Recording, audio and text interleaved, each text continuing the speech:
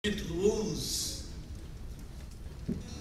apenas um versículo, o 4, Hebreus 11, versículo 4, uma vez mais para todos aqueles, para todos os irmãos e também para todos aqueles que nos visitam, um abraço fraternal, carinhoso do vosso irmão António Leonardo e da sua esposa e de toda a igreja. Pela fé, Abel, eu vou ler a minha tradução, mas nós sigam o outro.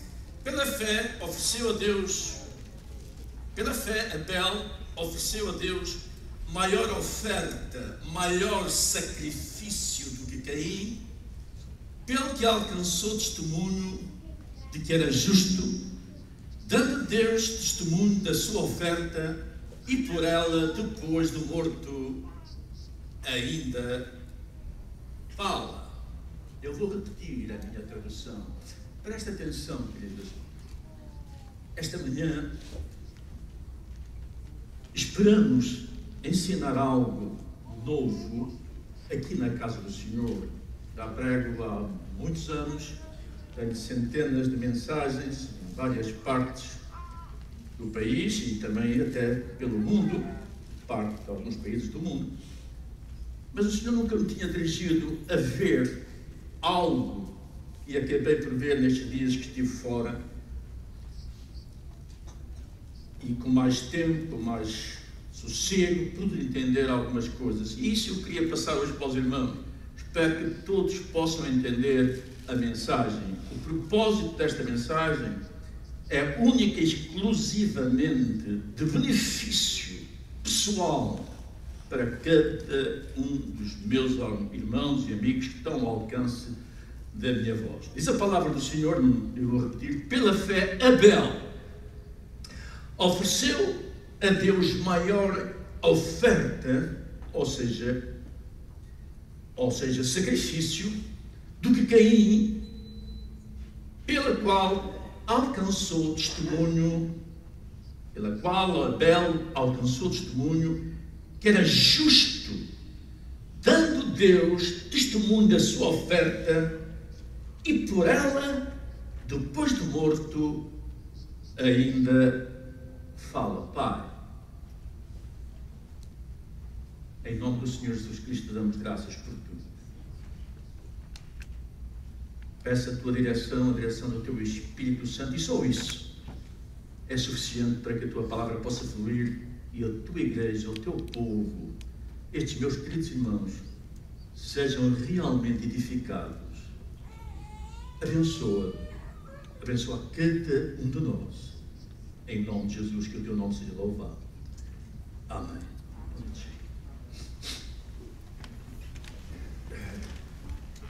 Amados,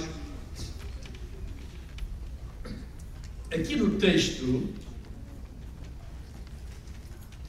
e acabamos de ler juntamente com os meus amados irmãos, temos o primeiro e um perfeito exemplo entre um homem meramente religioso e um homem verdadeiramente de fé. Vamos aprender algo. E pena que a igreja não esteja completa, mas esperamos que na próxima semana vai melhorando e assim aos poucos os irmãos estão chegando. Caim, que era filho juntamente com Abel, dos primeiros pais, Adão e Eva. Caim é classe de pessoa, é classe de homem que pensa que pode aproximar-se de Deus e receber de Deus pelos seus próprios esforços, de qualquer maneira, do seu jeito. Abel já não. Abel é a classe de pessoa que sabe e crê que para se aproximar de Deus e receber de Deus, tome nota, aproximar-se de Deus e receber de Deus também é só pela fé. O autor da carta aos Hebreus, no capítulo 11 e no versículo 6, diz isto: ora, sem fé é impossível agradar a Deus, porque é necessário que aquele que se aproxima, aquele que procura, aquele que busca Deus, creia que Ele existe e que é galardoador dos que o buscam. Amados, o que será que quer dizer este versículo? Quer dizer esta passagem bíblica? Seguinte, irmãos, quer dizer que todos aqueles que buscam ao Senhor, quer dizer que todos aqueles que buscam a Deus, têm que crer pela fé que Ele existe. Porque Deus é invisível. Então tem que crer, aqueles que buscam a Deus, em primeiro lugar, têm que crer que Ele existe. Porque Deus é invisível. E creiam também, pela fé, que Deus é infinitamente misericordioso, justo e totalmente provedor com todos aqueles que o buscam em espírito e em verdade. Vejam, pela fé ofereceu a Deus Abel maior oferta que Caim. Foi pela fé. Diga comigo. Foi pela fé. Diga outra vez sozinho. Ou seja, amados, então, e aqui vamos começar a aprender, ofertar a Deus é também um ato de fé.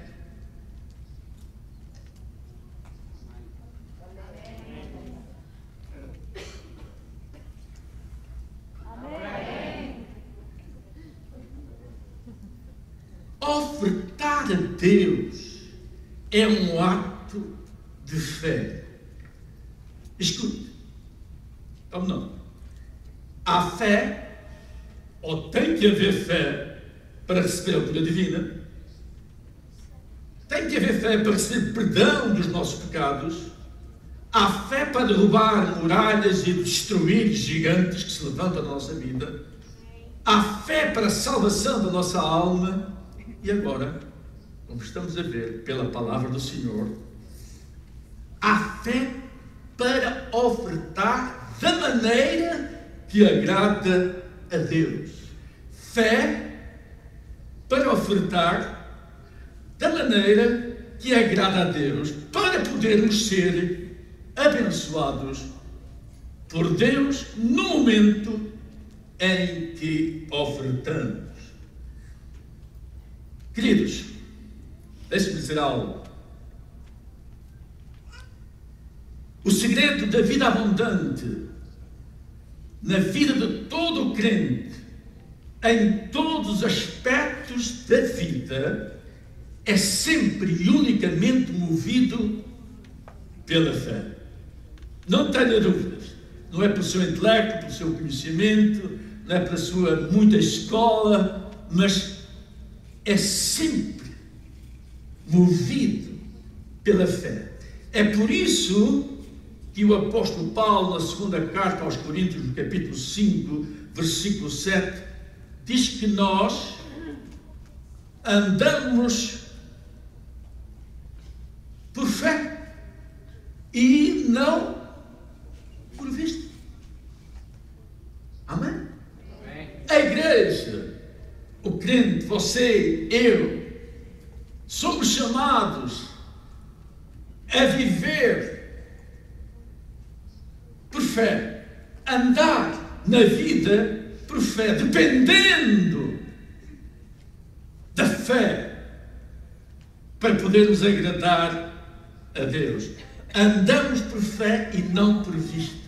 E também há outro versículo que já lemos hoje, que sem fé é impossível. Veja bem, não tem hipótese. O autor é claríssimo. Sem fé, totalmente, diz, sem fé é única e exclusivamente impossível agradar a Deus. Pense como é importante você começar a desenvolver mais a sua fé, procurar mais, buscar conhecimento para adquirir mais fé. Então, amados, o trazer maiores e maiores ofertas à casa do Senhor, o trazer maiores e melhores ofertas a Deus, não é invenção do pastor, não é invenção dos evangelistas, mas é a ordem e vontade de Deus estabelecida, como já estamos a ver, desde o princípio de todas as coisas.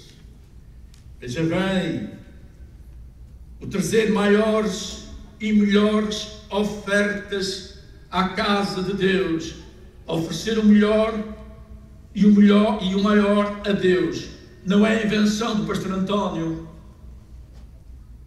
mas é estritamente algo que Deus definiu, fazendo parte da sua vontade, que Deus estabeleceu desde o início de todas as coisas. Deus estabeleceu que cada um dos seus filhos, Deus estabeleceu que cada um dos seus filhos o honrasse, Deus estabeleceu que cada um dos seus filhos o glorificasse com o melhor e maior que possuísse.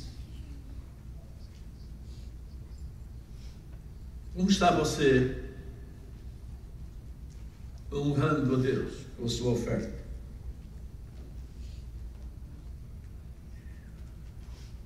Com a maior? Com o melhor?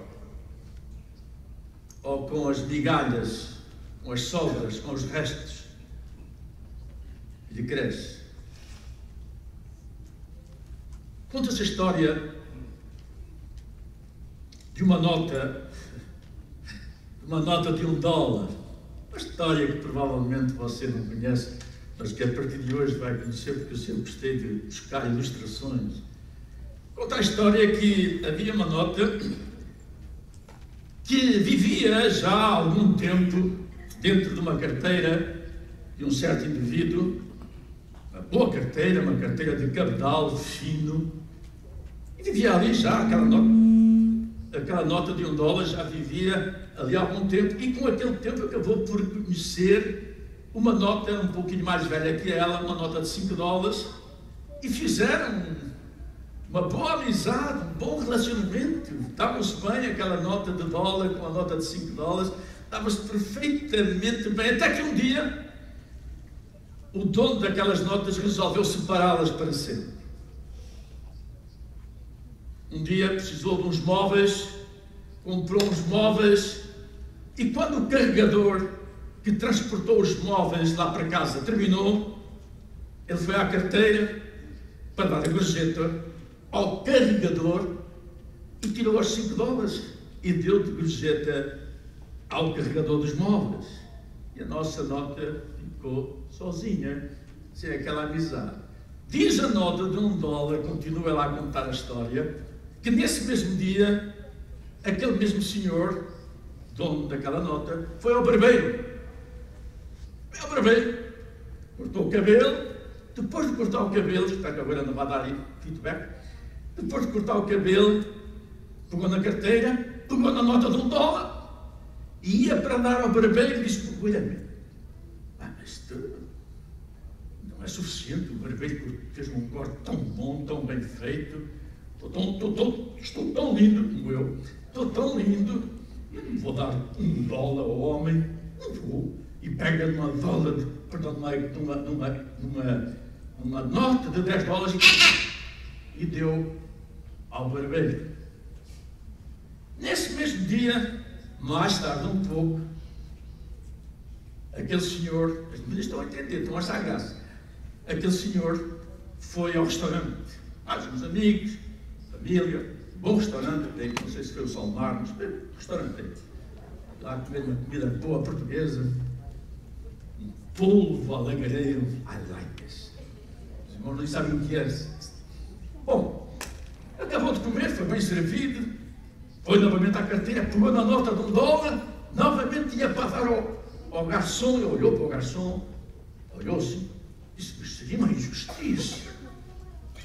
Pois eu não posso dar $1 ao garçom, ele me serviu de tudo da melhor qualidade, com uma amabilidade, com uma simpatia, com respeito. Eu não posso dar $1 a este garçom, por favor. E foi, meteu novamente a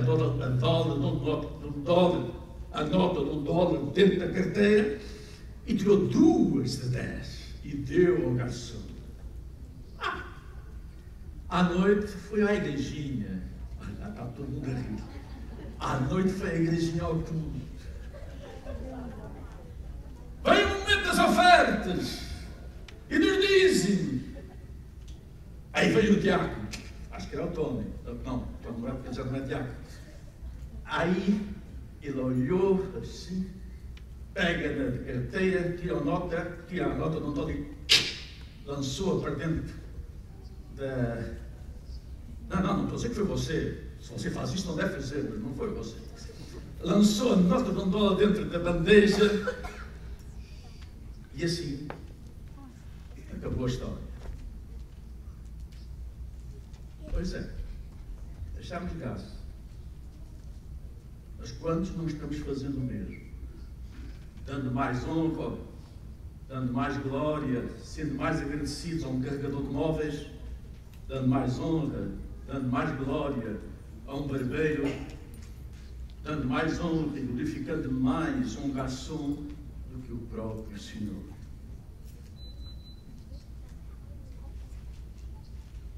Pense nisso. Quero-vos deixar pensar, porque é uma realidade. Amados,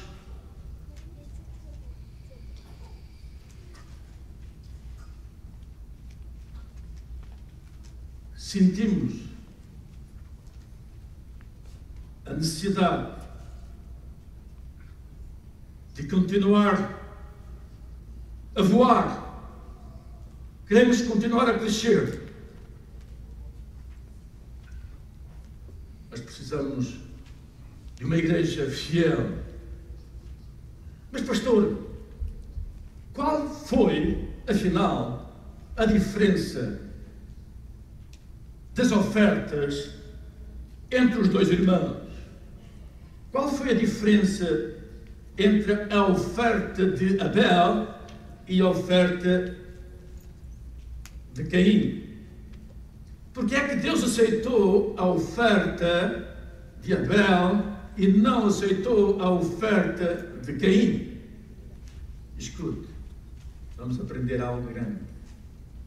É que Abel, pela fé, escolheu. Abel, pela fé, escolheu o melhor do seu rebanho.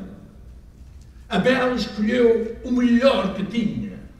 Abel preocupou-se em procurar o melhor, o maior e o de mais valor.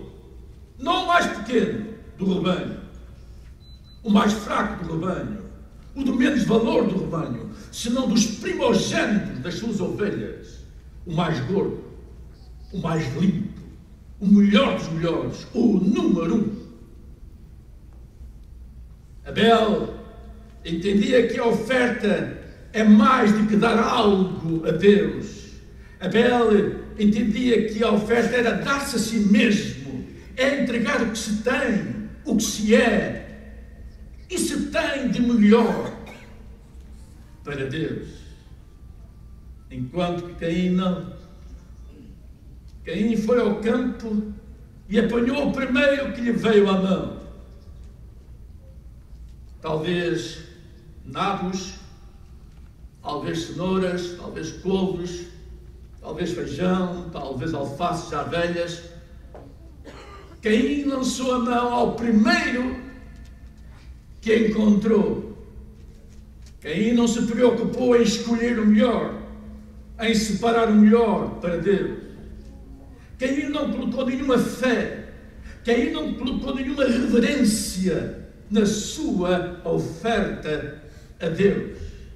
Ou seja, a oferta de Caim não representava para ele nenhum sacrifício, porque havia muitos nabos, havia muitas couves, porque ninguém semeia só um nabo, ou ninguém semeia só uma cenoura, ou ninguém semeia só um feijão. Então, para ele não representava nenhum sacrifício.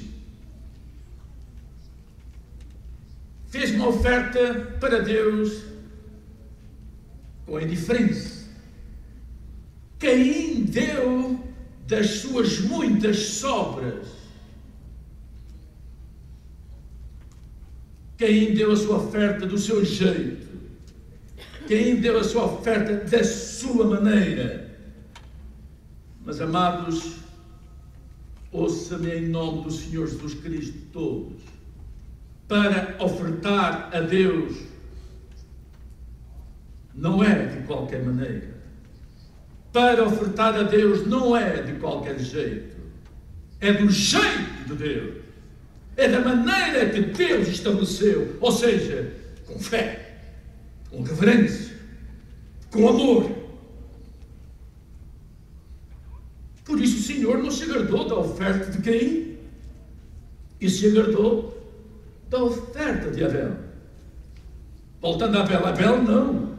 Abel ofertou pela fé, seguindo o pré-estabelecido por Deus, com os seus olhos postos só na vontade de Deus. Veja bem, Adão e Eva naturalmente passaram muito tempo a ensinar aos seus filhos os princípios que Deus lhes tinha ensinado, passado para eles. Não se esqueça que por anos Adão e Eva passeavam com Deus ao fim da tarde.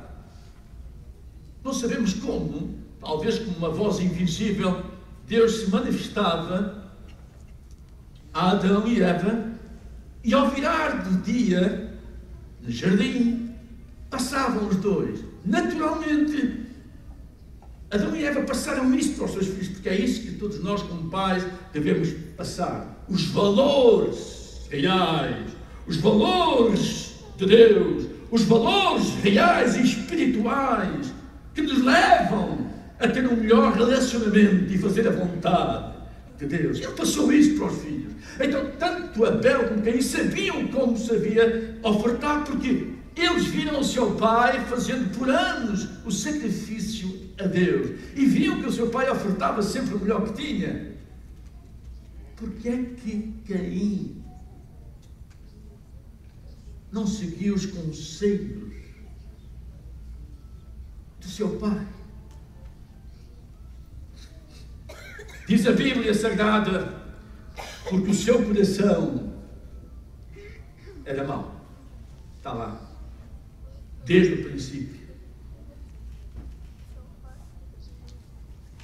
Abel, repito, ofertou pela fé, seguindo o que estava estabelecido por Deus, com os olhos postos única e exclusivamente no momento da oferta em Deus. Como é com você? Como é que você está a ofertar? Como é que você está a ofertar para a casa de Deus? Não esqueça deste pensamento que o seu irmão lhe vai dizer. As janelas do céu são abertas por Deus para quem tem as mãos abertas para Deus. As janelas dos céus são abertas por Deus para quem tem as mãos abertas para Deus. Amados, me escutem um pouco mais paciência. É a maneira, escute bem, é a maneira, é a atitude do coração, no momento de ofertar, que determina a bênção do Senhor na nossa vida. É a maneira, é a atitude do coração. No momento em que vamos entregar a nossa oferta, que faz a diferença na nossa vida. Ouçam bem, amados, é muito importante o momento de ofertar. Ouviu o que eu estou a dizer, amados? É muito importante o momento que toda a igreja cristã tem, aquele momento de entregar as ofertas e os dízimos ao Senhor. Porquê? Porque ofertar é momento de adoração. Ofertar é momento de louvor a Deus. Ofertar é momento de cultuar a Deus. Sim, o irmão deve ofertar, a minha amada irmã deve ofertar, mas façam como um ato de fé, como um ato de louvor, como um ato de adoração. Essa é a vontade de Deus para a sua vida. Muitos, não digo aqui só, mas muitos fazem como Caim. Ofertam o primeiro que lhe vem à mão. Não se param, não escolhem o melhor, nem o maior, para ofertar ao Senhor, nosso Deus. Não se param, nem ofertam as primícias, como fez Abel. Não se param, nem ofertam as primícias que Deus lhe deu durante a semana ou durante o mês. Não. Ofertam os restos que lhes sobram. Entregam para Deus o que encontram no fundo dos seus bolsos. Não esperava que o pastor António viesse depois de férias com esta. Amados, estou interessado no seu bem-estar. Estou interessado, como sempre tive e continuarei a ter, enquanto Deus me der vida e força para pregar a palavra dele. É interessado que você seja um vencedor em todas as áreas. Você seja uma pessoa abençoada em todas as áreas.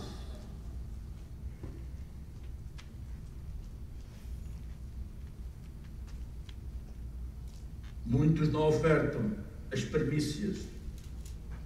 Ofertam, como eu disse, o primeiro que encontram no bolso.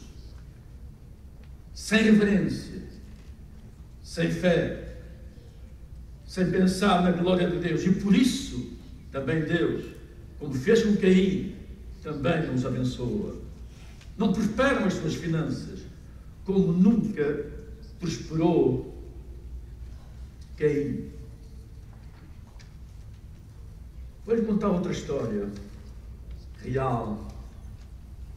Presta atenção. Em certa oportunidade, dois irmãos, crentes da mesma igreja, discutiam acerca da contribuição que deveriam entregar na sua igreja.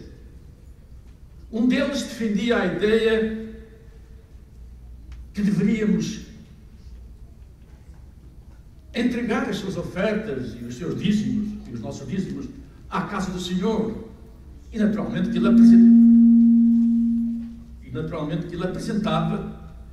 apresentava passagens bíblicas para apoiar a sua tese. Então, enquanto o outro irmão estava totalmente em desacordo com ele, ele entendia que não devia de entregar os seus dízimos nem as suas ofertas. E também apresentou, presta atenção, uma passagem bíblica real. Ele disse: não te esqueças, meu irmãozinho, que nós não somos salvos pelas obras. Nós somos salvos pela fé. É mais, lembras-te do ladrão da cruz? Esse nunca deu uma oferta, nem nunca pagou dízimos ao Senhor e foi salvo. O outro irmãozinho olhou assim para ele, que dava a oferta, olhou assim para ele: espera aí. Não, que não era português. Mas espera aí. Há uma grande diferença, uma grandíssima diferença entre ele e tu. E diz o outro, e qual é essa diferença? Que diferença é que existe? Não, é que ele era um ladrão que estava morrendo e tu és um ladrão que estás vivo.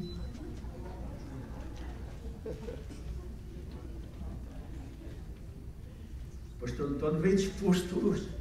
Amados, é para a gente se rir um pouco, descongestionar um pouco.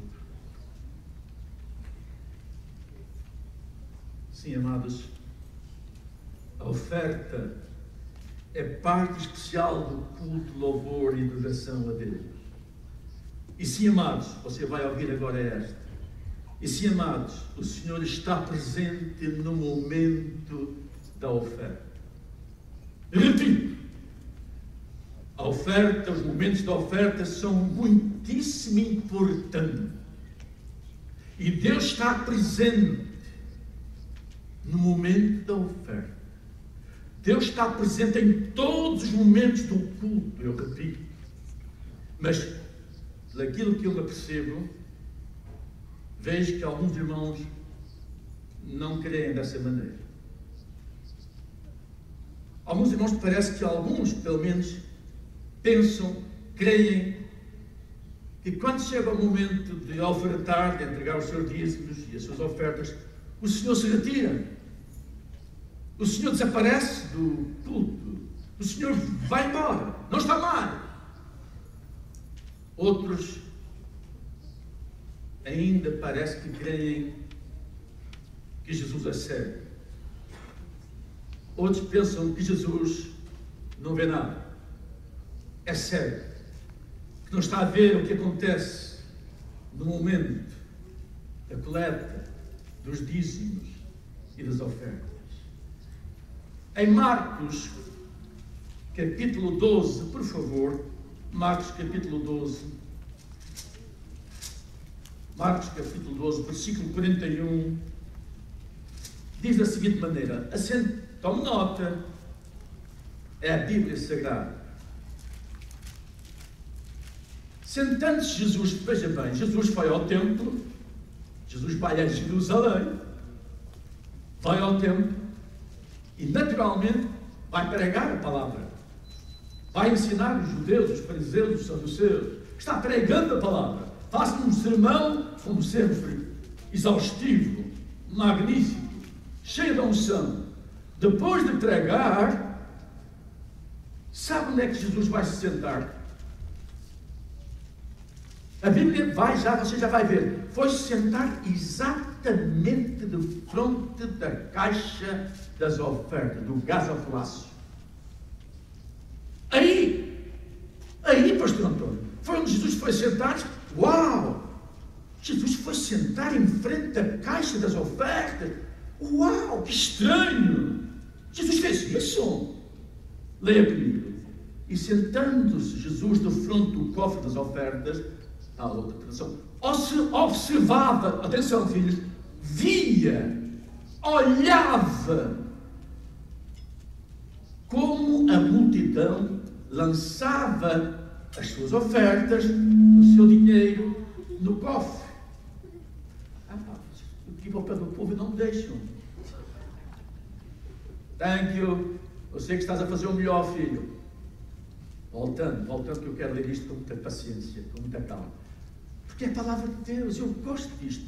E eu já li esta passagem tremendamente, sei lá quantas dezenas ou centenas de vezes. Mas quando parece que temos mais tempo, eu acho que vou de férias outra vez, Jesusinho. Vamos precisar de tempo para esmiuçar. E sentando-se Jesus do fronte da caixa das ofertas, observava, olhava, via como a multidão lançava o dinheiro no cofre e muitos ricos deitavam muito. 42. Vindo, porém, uma pobre viúva lançou 2 leptos, 2 cêntimos, que valiam um quadrante. É quase nada.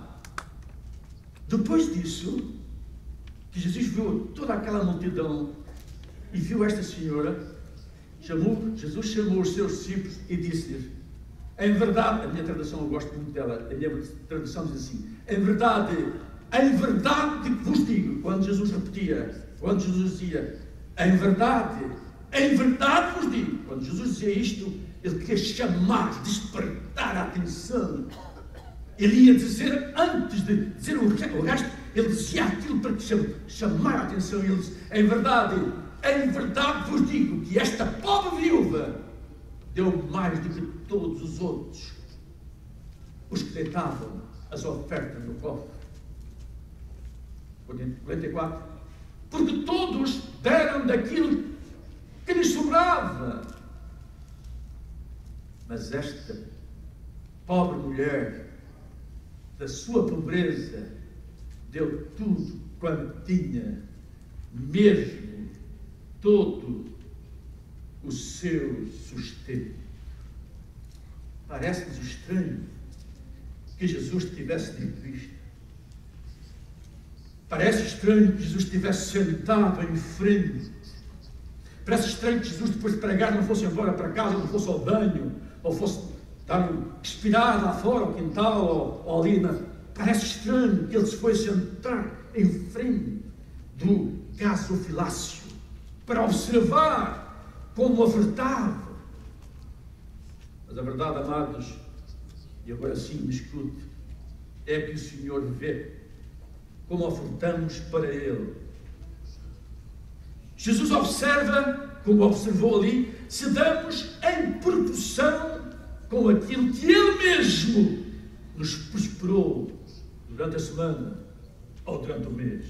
Ele sabe muito bem quanto nos prosperou e vê quanto você está entregando. Ele vê. Jesus abençoa esta viúva porque ela oferta dependendo inteiramente só dele. Entrega com toda a firmeza de fé. Amados, como nota o que vou dizer, quando ofertamos com fé, sempre teremos para tudo, sempre teremos em abundância. Sempre. Na 1 de Reis, capítulo 7, outra história. Na 1 de Reis, capítulo 7, versículo 1, então, veja esta. Outra viúva. Então, Elias, o profeta Elias, o tisbita, que habitava em Gileade, disse a Acabe, vive o Senhor, Deus de Israel, em cuja presença estou, que nestes anos não haverá orvalho nem chuva, senão segundo a minha palavra, que é a palavra de Deus. Continua, filha. Continua. Versículo 2. Continua, querida.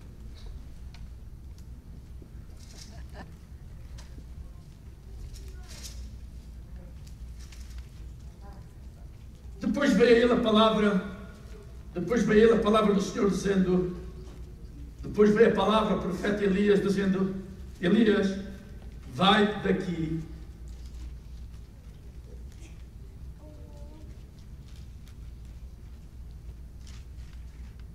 e vira-te para o Oriente e esconde-te junto do ribeiro de Quirite, que está diante do Jordão.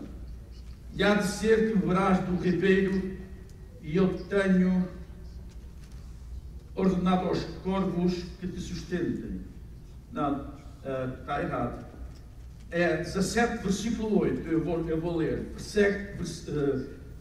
1 de Reis, capítulo 17, versículo 8. Então veio a palavra do Senhor, dizendo, levanta-te, falando para Elias. Deus falou para Elias, diz, levanta-te e vai para Sarepta, que pertence a Sidom, e habita ali, fica ali por algum tempo. E eis que eu ordenei a uma mulher viúva de lá, dessa povoação, que te cuide, que te sustente.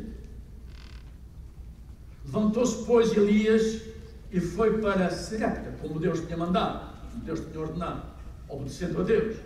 Chegando Elias à porta da cidade, atenção filhos, eis que estava ali uma mulher viúva apanhando gravetos na minha terra e na minha Bíblia. Oh my God, não posso ir para aí. Chamam-lhe gravetos. Eu gosto desta passagem. Os irmãos portugueses sabem o que estou a falar, gravetos, não é? E os brasileiros também. É aqueles pauzinhos secos de pinheiro, normalmente. Gravetos. Então aquela mulherzinha andava ali a apanhar gravetos. E Elias, chamou a mulherzinha e disse-lhe: senhora, mulher, traz-me, peço-te um vaso com um pouco de água para eu beber. Pensou, isto é muito lindo, amado. Quando ela ia a buscar a água, Elias chamou novamente a mulherzinha e disse-lhe: traz-me também um pouco de pão, porque eu tenho fome, não tenho só sede, tenho fome também. Traz-me também um pouquinho de pão. Ela olhou para trás ao profeta Elias e disse-lhe: vive o Senhor, teu Deus, que não tenho nem sequer um bolinho, só tenho um punhadinho de farinha na vasilha e um pouquinho de azeite de oliveira português na botija. E eis que estou apanhando uns... cá estão os gravetos. Eis que estou apanhando 2 gravetos para ir preparar um bolo para mim e para meu filho, a fim de que comamos e depois morramos, porque não temos mais nada. Atenção agora à conversa do profeta. Ao que o profeta Elias disse: não temas, não tenhas medo, faz como disseste. Porém, faz dessa farinha, primeiro faz um bolo para mim, ainda pequeno, e depois traz-me, e depois então farás para ti, dessa farinha farás para ti e para o teu filho outro bolo. Repare, só havia um punhadinho de mão fechada de farinha, e ele disse: não, faz um bolo para mim primeiro faz um bolo para mim, ainda que não seja grande, mas faz um bolo para mim primeiro, e depois então faz um bolinho para ti. Faça ideia como aquela viúva teria ficado. Pensa você, esta viúva provou que é uma mulher de fé. Continua. Pois assim, diz o profeta Elias, pois assim diz o Senhor Deus de Israel: escuta, mulher, se tu fizeres segundo a palavra que eu estou lançando, que é da palavra da parte de Deus, a farinha da vasilha, a farinha da tigela, a farinha dessa coisa que tens aí, não se acabará.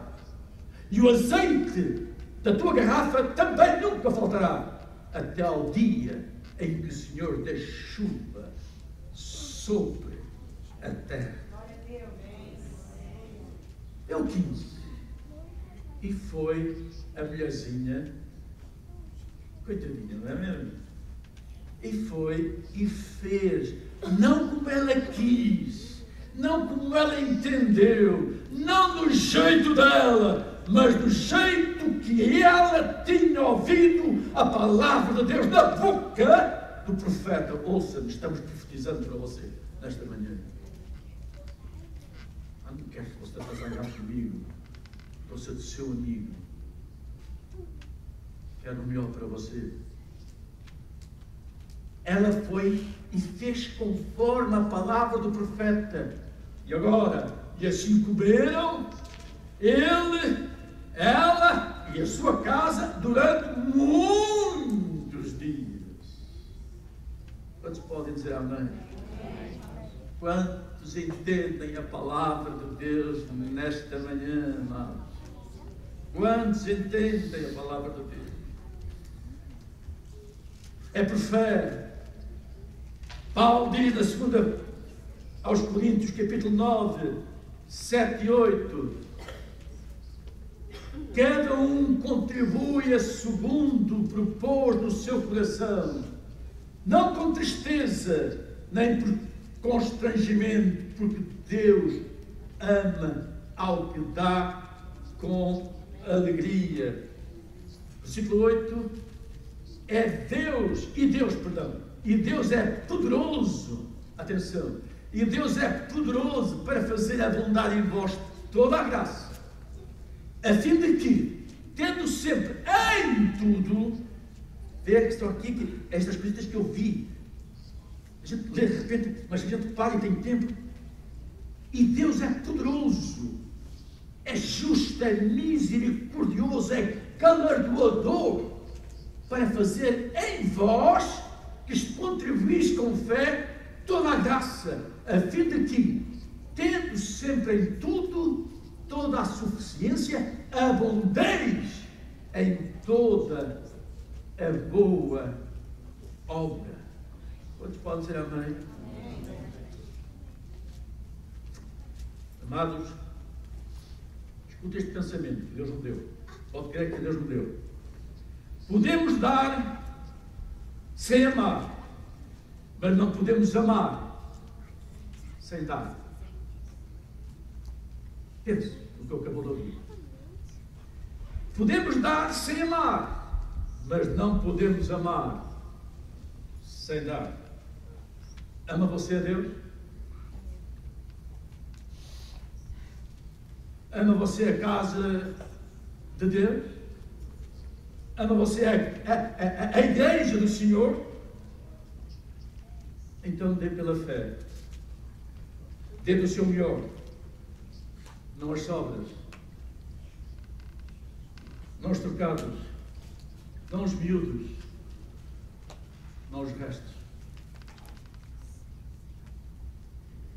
Vamos ser justos, amados. Vamos ser justos. Vamos ser honestos e fiéis com o Senhor. Você se lembra bem quando você era abençoado, alguns anos atrás, quando você dava os seus dízimos, e você vê como está nestes últimos anos a sua vida, como tem estado.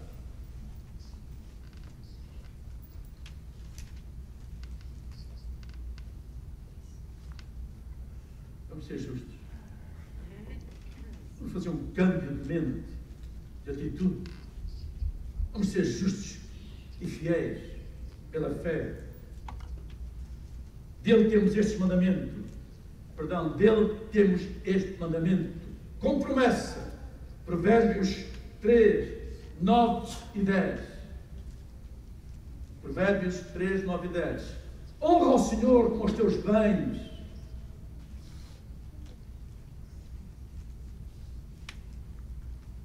E com as primícias de toda a tua renda.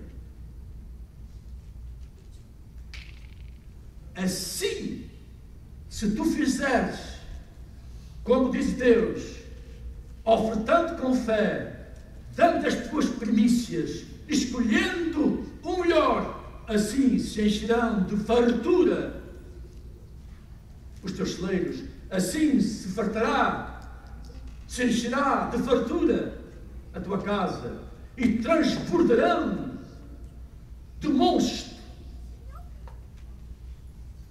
E vou explicar isto, porque eu sei que alguns não entendem, e eu vou explicar, eu sei que estou atrasado. Mosto, sabe o que é mosto? Penso que alguns irmãos aí vão dar um passeio brevemente aí para uma vinha. Deus vos abençoe, mas cuidado, não bebo demais, estou a brincar. Um dia também vou. Sabe o que é mosto? Oh my God, não posso ir para aí. Sabe o que é mosto? O mosto dos lagares. O mosto, eu não vou ter muito tempo, mas eu vou tentar. O mosto, afinal não sei o que é o mosto. Amados, eu sei que é mosto. Em minha casa, minha casa em Portugal, o pai tinha um lagar. Tinha vinhas, tinha uvas, nem era vinhas, eram parreiras, ramadas, porque estávamos ali entre o norte e o sul, em Alcântara, nessa época, e a gente colhia, os empregados do meu pai, colhíamos as uvas, metíamos no lagar e depois descalçávamos, arregaçávamos as pernas. Se a minha esposa naquela altura estivesse lá, não gostava, arregaçava as calças até aqui acima, porque a minha esposa não quer que eu ande com calções. Então, para aí tem que ser, mas tem que ser até aqui abaixo. Ok, o que é mosto? Então a gente canta e vai pisando as uvas inteiras, vai pisando. E fica bem pisadinho. Depois de passar umas horas, não vou ter tanto tempo, está bonito.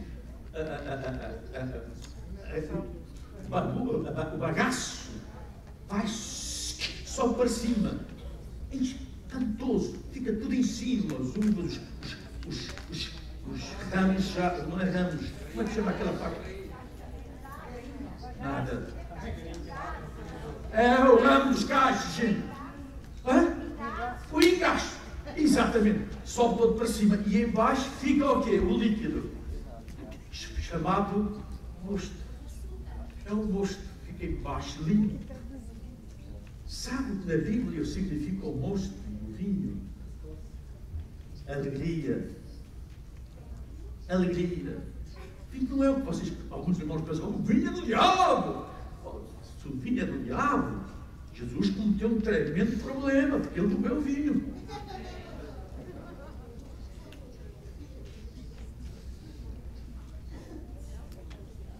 Mosto ao vinho é sinônimo de alegria. Então o versículo diria assim: então se encherão de fartura os teus celeiros e transbordarão de alegria a tua casa, a tua família. Quantos me estão a entender esta manhã? Louvado seja o nome do Senhor. Vamos terminar. Vamos nesta manhã repreender e envergonhar o diabo, trazendo de volta o que pertence ao Senhor e que você tem retido. Iniciando nesta manhã novos votos de fidelidade ao Senhor e à sua igreja. Escute-me bem e vou terminar. Entregar com fé os nossos dízimos e ofertas, que é parte dos nossos recursos, é parte dos nossos bens, é confiar. Isto é importantíssimo. É confiar que Deus irá suprir não só os valores que lhe acabamos de ofertar, mas muito mais do que isso, pois Deus sempre nos supre 100% na nossa vida. Ou seja, tanto ofertar como dizimar a Deus é um ato de fé que vai abrir os celeiros de Deus. Pois Deus é, como vimos em Hebreus, galardoador. Ou seja, Deus primeia, Deus recompensa aqueles que buscam a Deus em fé, que entregam as suas ofertas a Deus em fé, porque sem fé é impossível, uma vez mais repito, agradar a Deus. Queridos, terminei. Mas esta mensagem não terminou com o fechar do meu livro. Esta mensagem não terminou com o fechar da minha Bíblia. Esta mensagem não terminou com o fechar da palavra de Deus. Ela deve começar agora em si. O que você ouviu é de Deus. E se Deus ao longo destes anos nunca me chamou a atenção para estas passagens, é porque Deus quer fazer alguma coisa na sua vida. Quer mudar alguma coisa na sua casa.